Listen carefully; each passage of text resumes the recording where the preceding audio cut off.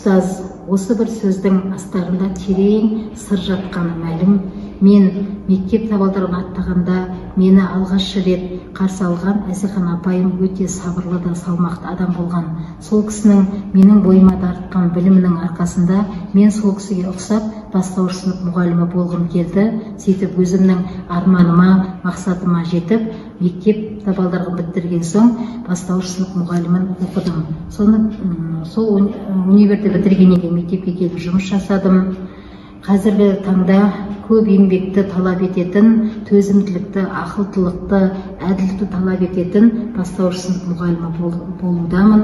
Өзімнің ұстаздық жолымда көптеген қызықты, керемет жағдайлар кездесті. Соның бәрі мен үшін үлкен қуаныш. Біздің алдымызға әрбір үйдің еркесі келеді. Сол әрбір үйдің еркесінің біз анасының орнына анасы боламыз, досы боламыз, сырласы боламыз. Олардың балдай тәтті тілімен айтқан әңгімелерін тыңдай отырып, өзіміздің шаршағанымызды да білмей қаламыз. Біз бір-екі баланы ғана тәрбиелемейміз, алдымызға келген 25-30 баланы тәрбиелеп, ол балалардың білімінің бірдей емес екендігін байқап, соны зерттейміз.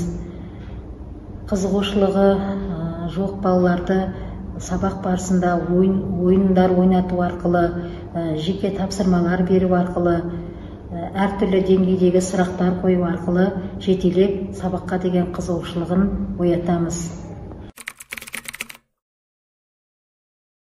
Ұстаздық ұстанымым өз мамандығымды жақсы көру, өзімнің алдыма келген шәкіртке білімді мол беру, иманды, тәртіпті тәрбиелі етіп тәрбиелеу. Мен осындай мақсатпен, осындай ұстаныммен жұмыс жасаудамын.